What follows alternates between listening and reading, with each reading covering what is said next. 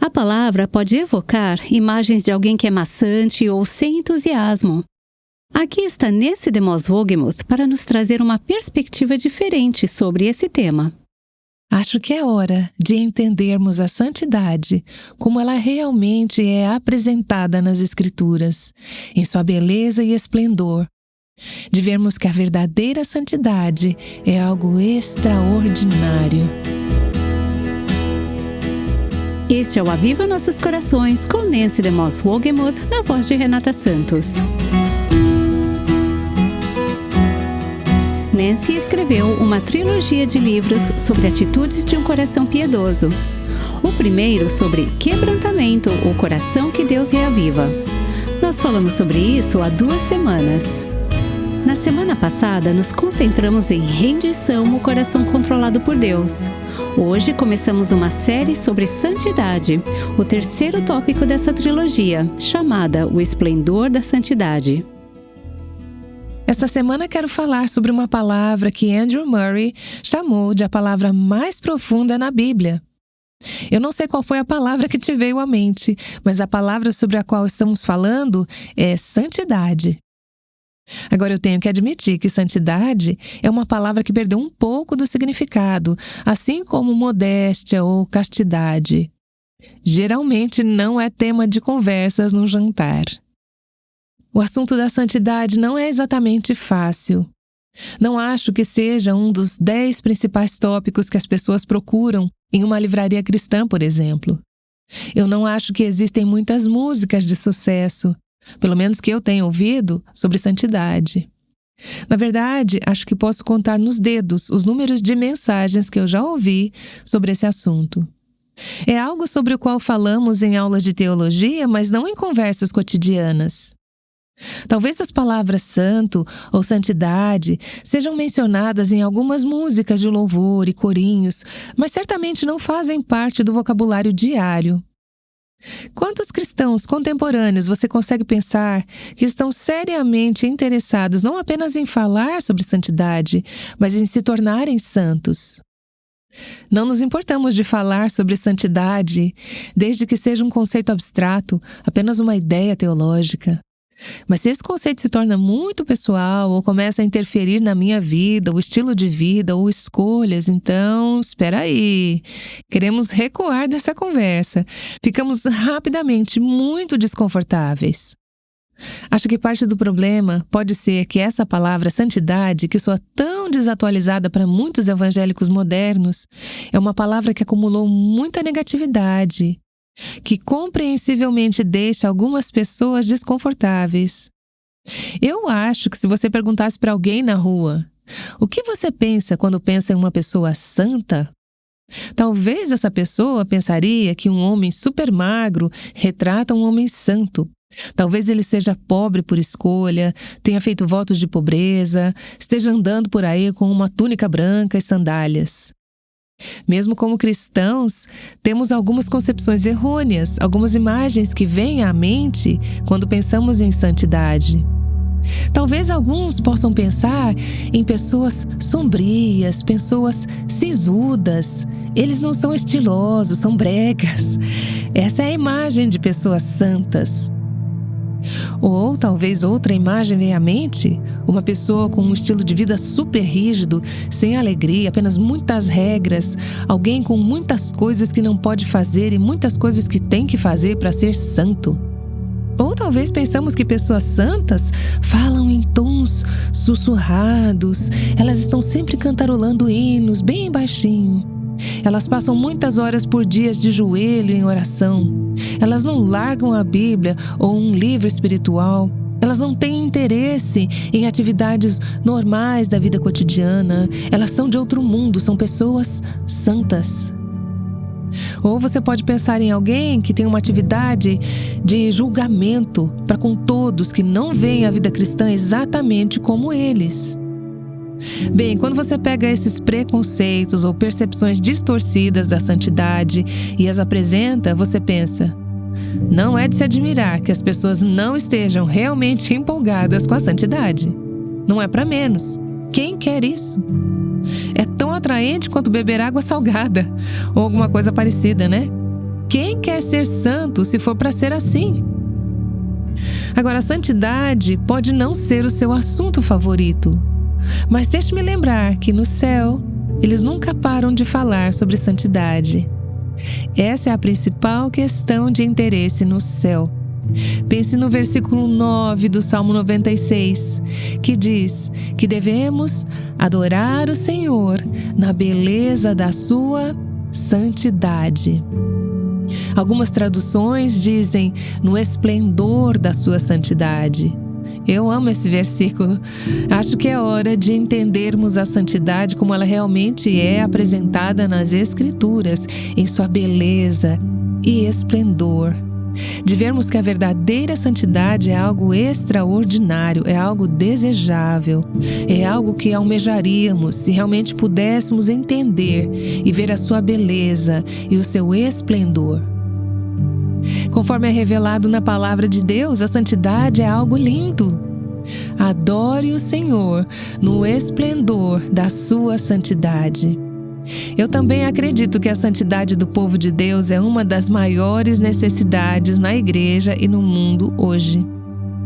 Gostaria de refletir esta semana sobre que tipo de santidade Deus quer que tenhamos como seu povo, como podemos vivê-la, o que significa ser santo e por que é tão importante que recuperemos a santidade bíblica. Há vários anos, quando comecei a fazer estudos sérios sobre o assunto da santidade, dediquei tempo para ler os 5 primeiros livros do Antigo Testamento, o Pentateuco: Gênesis, Êxodo, Levítico, Números e Deuteronômio. E depois as epístolas do Novo Testamento, as cartas às igrejas, e escrevi à mão cada versículo que pude encontrar relacionado à santidade. Acho que comecei realmente no livro de Êxodo, porque é onde há muita ênfase na santidade, e enchi página após página de um bloco de notas com versículos sobre santidade, apenas nesses livros da Bíblia. Por exemplo, apenas no livro de Levítico, encontramos 386 vezes palavras relacionadas à santidade: limpo, impuro, santo, santificado, pureza, lavar, contaminado. Palavras que estão nessa família de palavras. Isso só no livro de Levítico. Se você já estudou o livro de Levítico, percebeu que nesse livro, Deus deu instruções detalhadas e minuciosas ao seu povo sobre purificação, pureza cerimonial. E é natural que se pergunte ao ler esse livro: por quê? Por que Deus gastou tanto tempo e esforço para detalhar essas instruções minuciosas sobre todos os aspectos da vida cotidiana e do culto e da purificação cerimonial? Bem, essas regulamentações eram destinadas a ser uma lição objetiva para o povo de Israel. Mas o que Deus queria que eles vissem nessas lições objetivas? Bem, Ele queria que eles, em primeiro lugar, vissem que Ele é santo, que Deus é santo. Essas regulamentações eram uma representação da santidade de Deus. Então Deus queria que seu povo percebesse que Ele se preocupa com a santidade em todos os detalhes e aspectos de nossas vidas.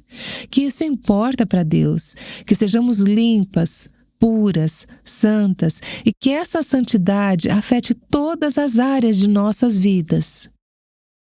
Vou dizer mais uma coisa que Deus queria que seu povo entendesse e que perdemos de vista hoje.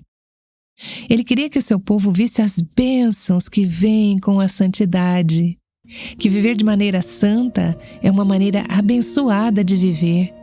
E Deus também queria que o seu povo visse que o pecado tem consequências, que quando não vivemos vidas santas, há consequências, há resultados que não são agradáveis, são mortais, na verdade. Agora, às vezes pensamos que Deus tinha padrões mais elevados para o seu povo no Antigo Testamento do que no Novo. Que no Antigo Testamento, Deus é esse Deus santo que julga o pecado. Pessoas que violam os mandamentos de Deus ou suas leis no Antigo Testamento às vezes são mortas. Depois pensamos: uau! Quando chegamos ao Novo Testamento, podemos respirar aliviadas. Deus é um Deus de misericórdia, amor e bondade. o Evangelho, as boas novas. Mas ao ler toda a Bíblia, você percebe que Deus nunca muda. O Deus do Antigo Testamento é o mesmo Deus do Novo Testamento. E o Deus do Novo Testamento é o mesmo Deus do Antigo Testamento. Em todo o Antigo Testamento vemos a graça e a misericórdia de Deus. E no Novo Testamento também vemos a justiça e a retidão de Deus. É na cruz de Cristo que elas se casam. Como o Salmo diz, a justiça e a paz se beijarão. Salmo 85:10.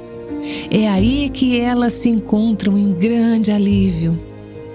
Mas o Novo Testamento não enfatiza menos a santidade do que o Antigo. Continuamente, Jesus e os autores do Novo Testamento nos chamam para uma vida de pureza. Deixe-me apenas ler vários desses versículos. A maioria deles são bem conhecidos.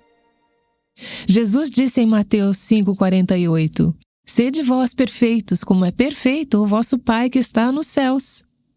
Agora, não sei como podemos ter um padrão muito mais alto do que esse. Isso é no Novo Testamento. Em 1 Timóteo 5:22, Paulo diz: Conserva-te a ti mesmo, puro.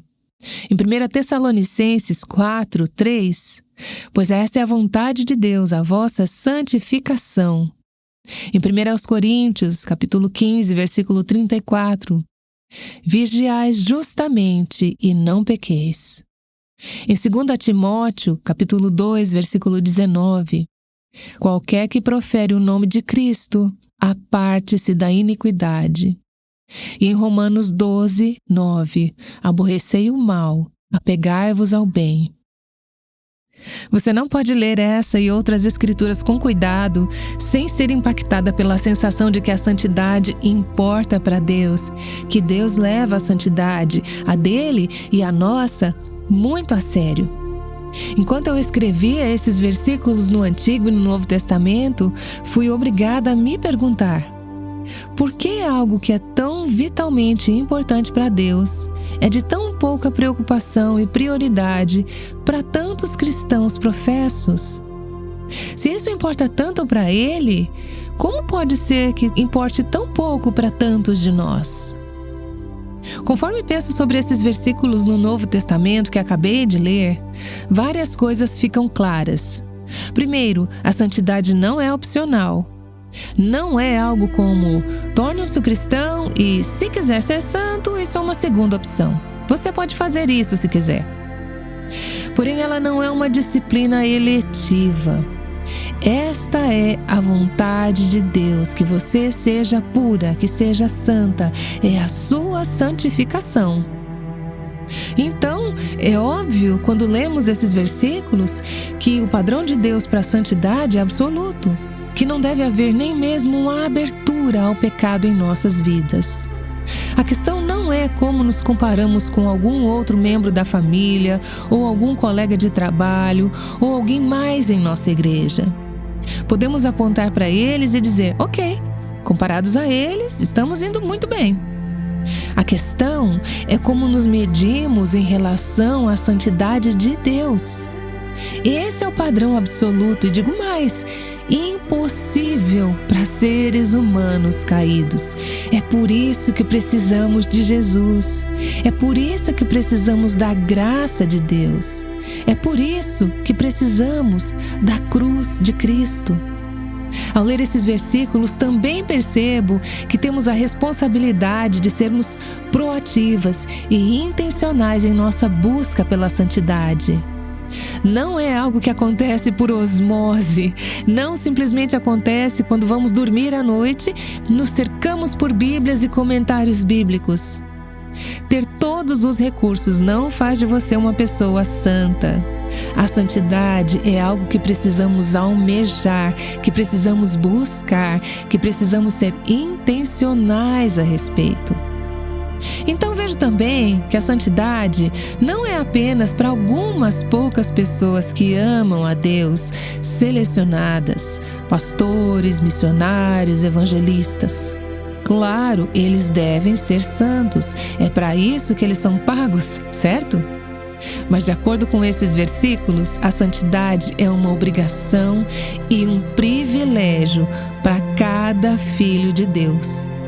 Como dizem as Escrituras, qualquer que profere o nome de Cristo, aparte-se da iniquidade. Isso está em 2 Timóteo 2,19. Pai, eu oro para que restaures em nossos corações um senso do esplendor e da beleza da santidade, que possamos vê-lo como Deus santo que Tu és, e que nossos corações anseiem por serem santos como Tu és santo. Obrigada por Jesus, que torna isso possível. Obrigada por Sua graça, que faz em nós o que nunca poderíamos fazer por nós mesmas. Ó Senhor, faça-nos santas como Teu povo. Eu oro em nome de Jesus. Amém.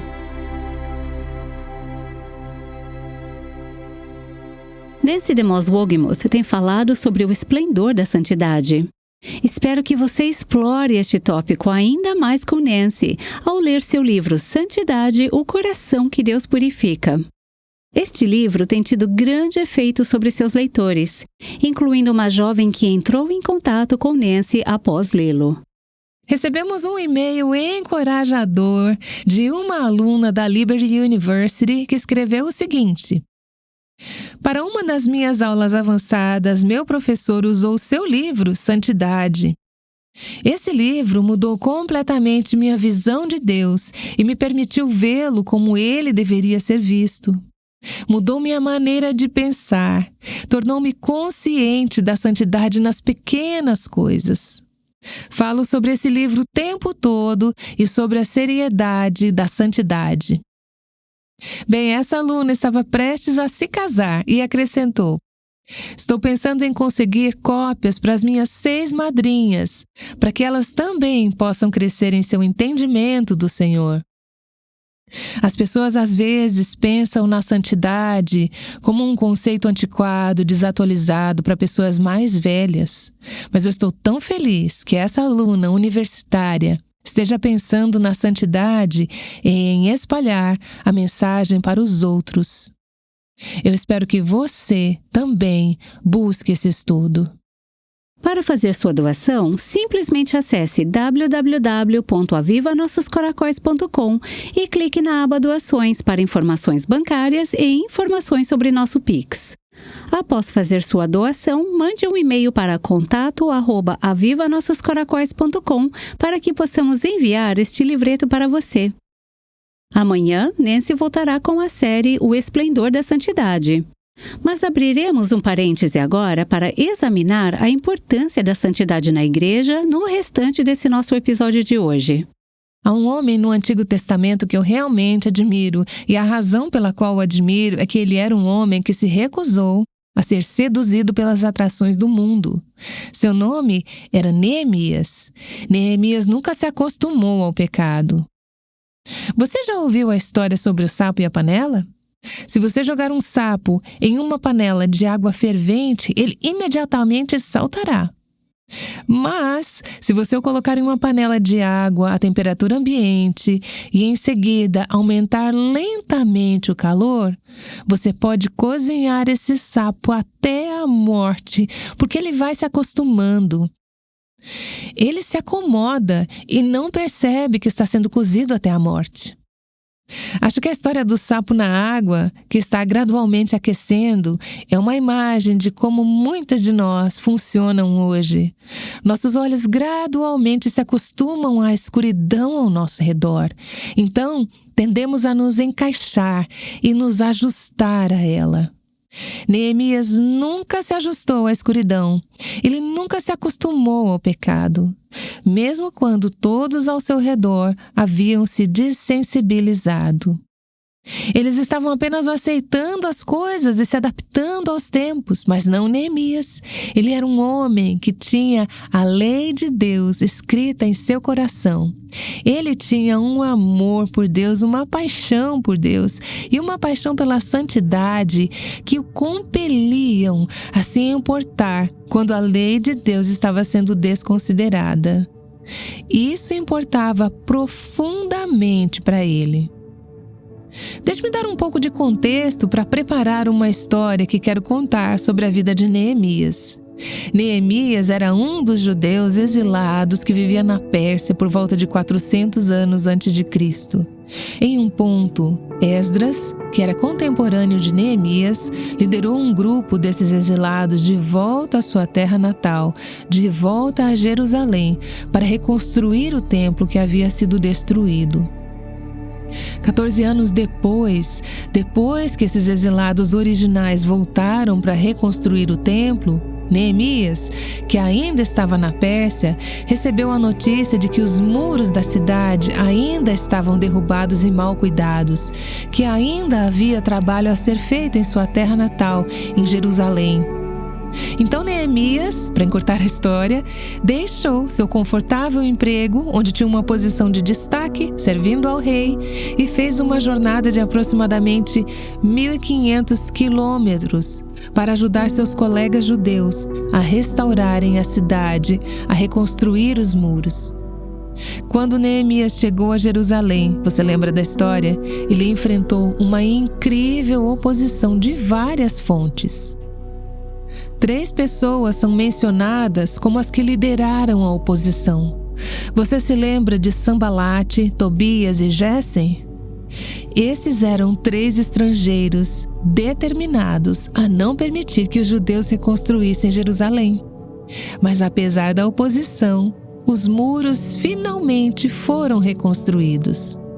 Neemias tornou-se o governador de Judá e, junto com seu amigo Esdras, o sacerdote, voltou sua atenção para reconstruir os fundamentos espirituais e morais que haviam se erodido. Eles haviam reconstruído os muros físicos e agora precisavam reconstruir os fundamentos espirituais e morais. Portanto, em Neemias, capítulos 8 a 10, você lê a história do grande avivamento que ocorreu quando o povo foi desafiado a se arrepender e voltar para a palavra de Deus, que havia sido negligenciada por tanto tempo. É uma ótima história. Um dia eu adoraria ensinar apenas sobre esse avivamento do Antigo Testamento. É um dos grandes avivamentos do Antigo Testamento. Como parte desse avivamento, ainda como contexto aqui, o povo fez uma aliança com Deus. Nessa aliança, eles concordaram com 3 coisas.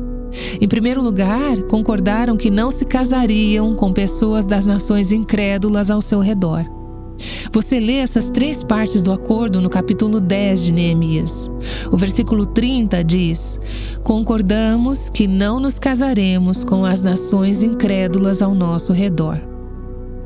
Deus pretendia que seu povo fosse uma semente santa, uma linhagem santa, por meio da qual viria Cristo, o Messias, o Salvador do mundo. Então Deus disse para se casar dentro da fé. Mantenha essa linhagem pura. Não sejamos desigualmente unidos com não cristãos. Mantenha a linha pura. E o povo disse: vamos obedecer a Deus nesse assunto. Não nos casaremos com as nações estrangeiras ao nosso redor, as nações incrédulas. Então, no versículo 31 do capítulo 10, eles concordaram com uma segunda coisa. Eles disseram: não compraremos, nem venderemos, nem faremos comércio no sábado. Honraremos o dia do Senhor. Essa era uma lei que havia sido dada a eles muitos anos antes, mas eles haviam negligenciado a palavra de Deus e voltaram nessa época de avivamento. Fizeram uma aliança e disseram: vamos começar a observar o sábado novamente. Não faremos negócios no dia do Senhor. Em seguida, o terceiro, no versículo 32 e seguintes, no capítulo 10, eles dizem: vamos apoiar as necessidades do templo e as necessidades dos levitas. E novamente, isso não era algo novo, mas eles haviam negligenciado isso.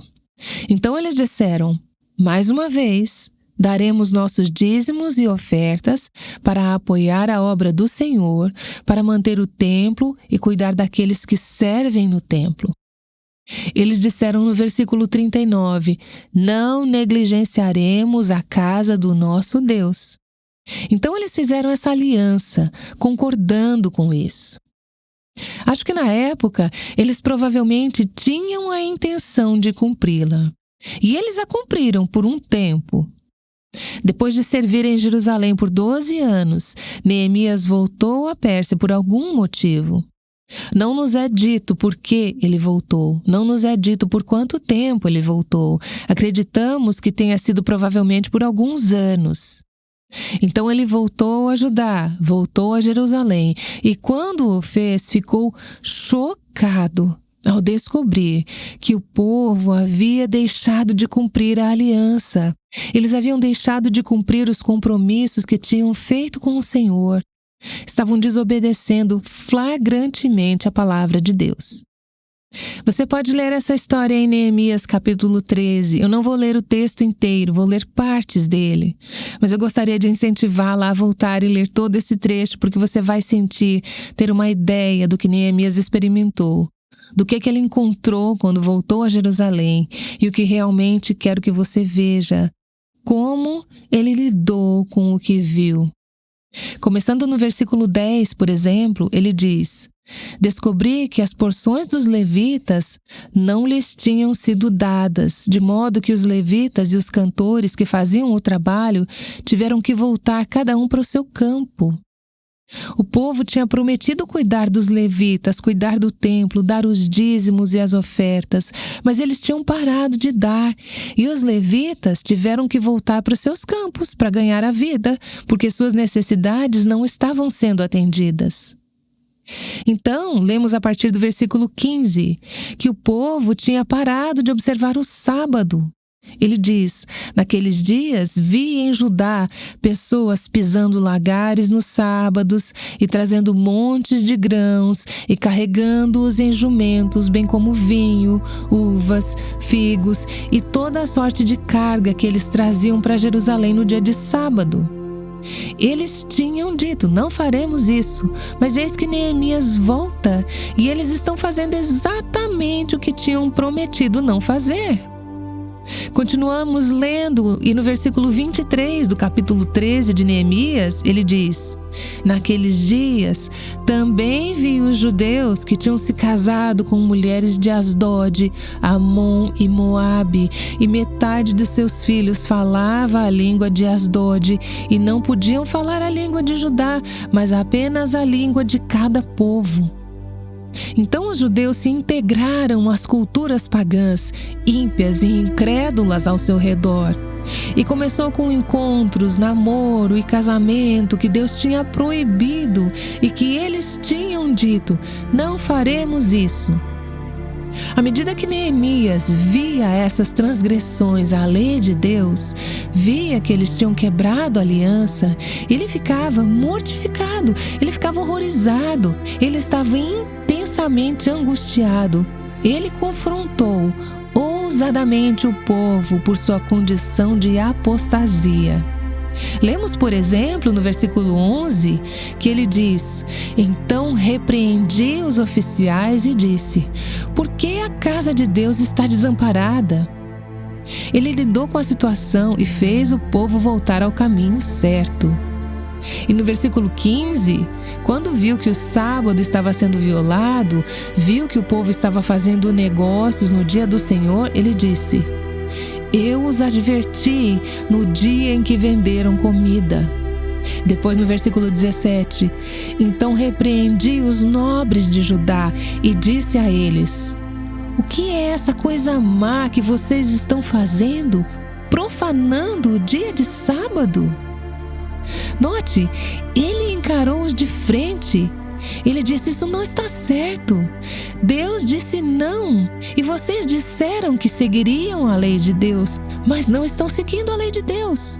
Ele foi muito direto com o povo. Então, quando viu os casamentos mistos, sua reação foi bastante extrema, mas eu vou ler. Começando no versículo 25, ele diz: repreendi-os e os amaldiçoei, e espanquei alguns deles, e arranquei seus cabelos. e fiz com que fizessem um juramento em nome de Deus, dizendo: vocês não darão suas filhas para os filhos deles, nem tomarão as filhas deles para seus filhos ou para vocês mesmos. Não pecou Salomão, rei de Israel, por causa de tais mulheres? Ele continua dizendo: o que é essa coisa má que vocês estão fazendo? Quero dizer que o Novo Testamento nos dá, como igreja, diretrizes específicas sobre como lidar com essas situações. Não que devamos arrancar os cabelos das pessoas ou amaldiçoá-las, mas o que eu quero que você veja é que Neemias levou o pecado a sério, que ele era apaixonado pela santidade, que ele disse: isso tem que ser resolvido, não pode ser varrido para debaixo do tapete. Uma das ofensas mais graves que Neemias encontrou quando voltou a Jerusalém envolveu um homem chamado Tobias, o amonita. Lemos sobre esse incidente nos versículos 4 a 9 do capítulo 13. Tobias era o homem que, anos antes, havia feito de tudo para se opor à obra de Deus quando estavam tentando reconstruir os muros da cidade. E ao longo dos anos, os israelitas passaram a conhecer Tobias melhor. Ele começou sendo inimigo deles, oponente deles, mas depois eles se conheceram. Os israelitas começaram a socializar com Tobias. Estabeleceram um relacionamento com ele. Gradualmente, eles baixaram a guarda. E o relacionamento casual acabou levando a relacionamentos mais íntimos. Esses relacionamentos íntimos incluíam laços matrimoniais entre a família de Tobias e a família de Eliasibe, o sacerdote. Seus filhos e filhas se casaram entre si. Com o tempo, as diferenças entre Tobias e os amonitas e o povo de Deus, que estava separado para Deus, praticamente desapareceram. Inacreditavelmente, quando Neemias voltou, esse inimigo jurado de Deus, Tobias, estava realmente vivendo no templo. Isso estava em violação direta ao comando de Deus. Anos antes de que nenhum amonita jamais deveria ser permitido entrar em seu templo. E Deus tinha dado razões para isso. No entanto, lá estava Tobias, vivendo em um quarto que lhe tinha sido dado pelo sacerdote. Sem dúvida, essa mudança de situação não aconteceu da noite para o dia. O pecado geralmente não entra em nossas vidas, em nossas casas ou em nossas igrejas da noite para o dia. As pessoas não passam de um dia estar casadas felizes, comprometidas fielmente uma com a outra, para simplesmente pular na cama com o cônjuge de outra pessoa. Geralmente não acontece da noite para o dia. Há um processo que leva à invasão do pecado em nossas vidas e na igreja. Acredito que provavelmente aconteceu nessa situação da mesma forma que muitas vezes acontece em nossas vidas. Uma concessão provavelmente levou a outra e depois a outra. Logo, os sacerdotes e o povo encontraram maneiras de justificar coisas que, anos antes, nem mesmo teriam considerado justificar. Um espírito de tolerância se elevou acima de um espírito de verdade. Consigo imaginá-los apenas pensando e dizendo: sabe, Tobias não é realmente um cara tão ruim. E sua família, sua esposa, é legal. E ele tem filhos legais e eles se encaixam tão bem aqui. Não parece certo dizer a ele que ele não pode ficar apenas porque ele não é judeu. Não queremos ser legalistas nisso. Você pode imaginar como o raciocínio foi se desenvolvendo? Então o ímpio Tobias, o amonita, mudou-se para o templo, enquanto as pessoas continuavam a frequentar a igreja, a praticar sua religiosidade, a passar pelas formalidades. E eles não estavam nem um pouco preocupados com o estado das coisas quando Neemias chegou de volta a Jerusalém. Mas, para Neemias, que que se importava profundamente com Deus e com a santidade, essa era uma situação impensável. Para ele, era como jogar o sapo na panela de água fervente, de jeito nenhum. Ele não tinha se ajustado a isso, ele estava furioso e agiu de forma decisiva. Lemos sobre isso nos versículos 4 a 9 do capítulo 13. Neemias fisicamente arremessou Tobias e todas as suas posses para fora do templo. Depois deu ordens para purificar os quartos que haviam sido profanados. Ele denunciou a situação maligna e chamou os sacerdotes e o povo ao arrependimento. Por que essas transgressões eram tão importantes para Neemias? E por que ele sentiu a necessidade de interferir na vida dos outros? Afinal, hoje, se você for falar com a sua irmã, seu irmão, ou alguém da sua igreja, seu filho, sua filha ou um amigo e confrontá-los sobre algo que não agrada ao Senhor, o que você provavelmente ouvirá hoje é: isso não é da sua conta. Por que Neemias sentiu que isso era da sua conta, ou que ele precisava tornar isso da sua conta? Por que ele não estava simplesmente contente em obedecer a Deus sozinho e deixar os outros em paz? Ele foi compelido pela necessidade de ver o povo manifestar sua paixão pela glória de Deus. Se hoje em dia você tem amor pela santidade, estará em uma pequena minoria, mesmo entre o povo de Deus. Mas Neemias não pareceu notar ou se importar. Ele não estava tentando vencer o concurso de popularidade. Tudo o que importava para ele era que o nome santo de Deus havia sido profanado e ele ansiava ver o nome de Deus novamente sendo santificado. As semelhanças entre a história de Neemias e a igreja em nossos dias, eu acredito, são impressionantes. Temos muitas pessoas hoje que se autodenominam cristãos, membros ativos de suas igrejas. Eles estão produzindo muitas atividades religiosas. Mas em grande parte de nossas igrejas hoje, lançamos fora ou reescrevemos a lei de Deus. Agora, temos Bíblias. Algumas igrejas têm Bíblias à disposição de seus membros. Alguns membros até levam suas Bíblias para a igreja. Ainda temos a Bíblia no púlpito. O pastor ainda abre a Bíblia durante o culto. Mas em nossos corações, em grande parte, jogamos fora a lei de Deus ou a reescrevemos para se adequar às nossas sensibilidades modernas. Nós prostituímos a graça de Deus. Nós dizemos: não estamos sob a lei, estamos sob a graça, então somos livres. E o que estamos dizendo com isso é: somos livres para pecar. Mas a graça de Deus, de acordo com Tito capítulo 2 e de acordo com todo o conjunto das Escrituras, não nos dá a liberdade ou a licença para pecar. A graça de Deus nos ensina a negar a impiedade. Ela nos ajuda a viver vidas livres do pecado. Com que frequência olhamos ao redor em nossas igrejas hoje e vemos que um espírito de tolerância triunfou sobre um espírito de verdade? E agora, de uma maneira moderna, Tobias, o inimigo de Deus, está vivendo no templo.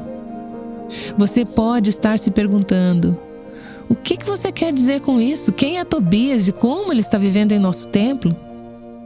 Pense em alguns dos inimigos de Deus que permitimos entrar em nossa igreja hoje: luxúria, ganância, materialismo, raiva, egoísmo, orgulho, amargura. Alguns exemplos que penetram e se infiltram em nossas igrejas hoje. É um inimigo de Deus.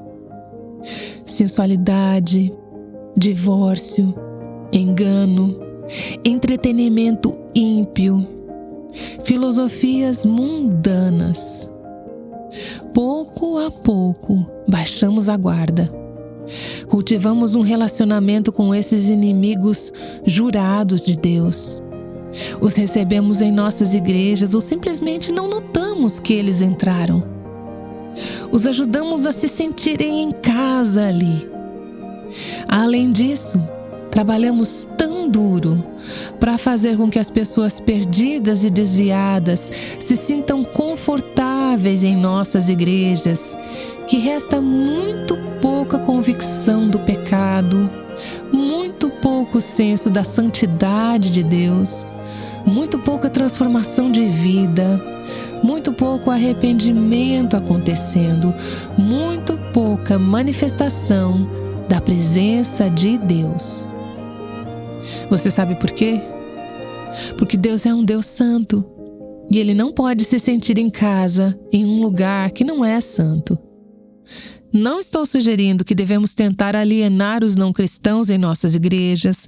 Não estou sugerindo que a irrelevância seja uma virtude ou que devemos fazer um esforço para tornar as igrejas o mais desconfortáveis possível para as pessoas.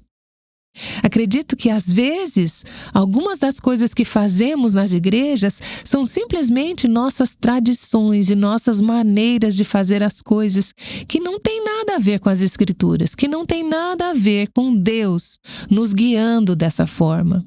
É apenas o que nos deixa confortáveis. Acho que, às vezes, as pessoas perdidas devem entrar e se perguntar: o que está acontecendo aqui? Portanto, eu não estou dizendo que o antigo é melhor e o novo é ruim. Mas o que eu estou dizendo é que, se a relevância para um mundo incrédulo é o nosso objetivo, então acredito que, eventualmente, faremos algumas coisas que irão sacrificar a presença de Deus. Estou dizendo que os pecadores devem se sentir desconfortáveis na presença de um Deus santo. Estou dizendo que os pecadores nunca serão verdadeiramente convertidos até experimentarem a convicção do Espírito de Deus sobre o pecado deles. E isso não é confortável.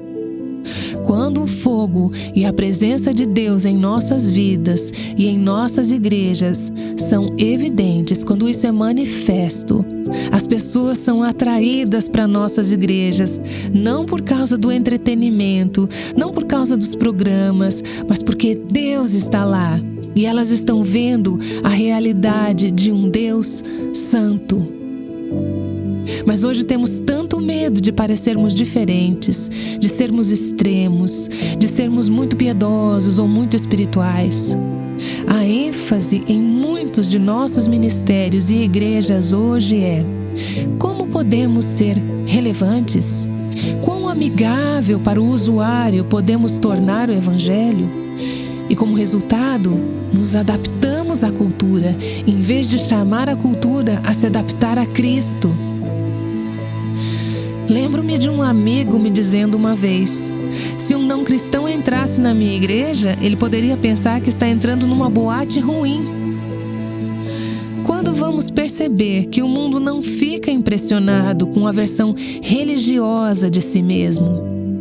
Nossa maior eficácia, nossa maior arma, não está em ser como o mundo, mas em ser diferente do mundo, em ser como Jesus. Então, em meio a um estado assim, minha pergunta é: onde estão os Neemias de nosso tempo? Os homens e mulheres que amam a Deus, que amam a santidade, que não temem nada e ninguém exceto Deus. Onde estão os santos? E um santo significa um santo, que agem como santos. Onde estão aqueles cujas vidas são irrepreensíveis em todos os aspectos? Em seus lares, seus trabalhos, sua fala, seus hábitos, suas atitudes, suas finanças, seus relacionamentos? Onde estão os cristãos cujos olhos se enchem de lágrimas e cujos corações doem quando veem uma igreja não santa se divertindo até a morte e festejando com o mundo? Onde estão os cristãos cujos joelhos estão doloridos de implorar a Deus para dar o dom do arrependimento e trazer um avivamento de santidade em nossos dias? E onde estão os líderes cristãos com a compaixão e a coragem para chamar a igreja a se purificar diante de Deus. Agora, mulheres, eu não estou sugerindo que devemos sentar aqui em nossos corações criticar líderes cristãos que talvez não estejam sendo tão ousados ou corajosos quanto deveriam ser. Não estou sugerindo que desenvolvamos um espírito crítico, mas eu estou dizendo que precisamos levantar nossos corações e mãos ao Senhor e dizer: Senhor, conceda coragem a esses homens. Faça-os homens de convicção. Precisamos orar por eles. E precisamos ser responsáveis nas áreas pelas quais somos responsáveis. Onde estão as mães, os pais, os jovens dispostos a liderar de maneira completa e decisiva com tudo que não é santo em suas vidas, em seus lares? A igreja tem esperado que o mundo se acerte com Deus. Acho que precisamos perceber que o mundo está esperando que a igreja se acerte com Deus. E quando temos uma paixão pela santidade, e não estou falando do tipo de santidade que sai por aí arrancando os cabelos das pessoas ou gritando com elas, porque não estão obedecendo a Deus. A propósito, a reclamação de Neemias não era com o mundo pagão incrédulo, sua preocupação era com o povo de Deus.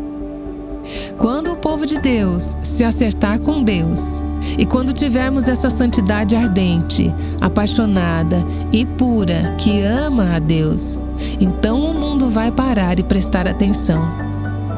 Quando nós, o povo de Deus, nos humilharmos, quando nos afastarmos de nossos caminhos perversos, então o mundo terá uma razão para conhecer e acreditar que nosso evangelho é verdadeiro e que nosso Deus é real.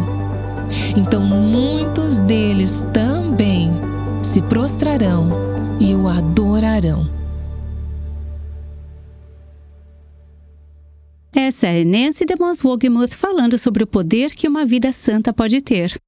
Amanhã, Nancy vai retomar o tema do esplendor da santidade. Como a sua vida pode mostrar ao mundo algo belo sobre Deus? Esperamos por você aqui no Aviva Nossos Corações. O Aviva Nossos Corações é o ministério em língua portuguesa do Revival Hearts, com Nancy DeMoss Wolgemuth, chamando as mulheres à liberdade, à plenitude e à abundância em Cristo.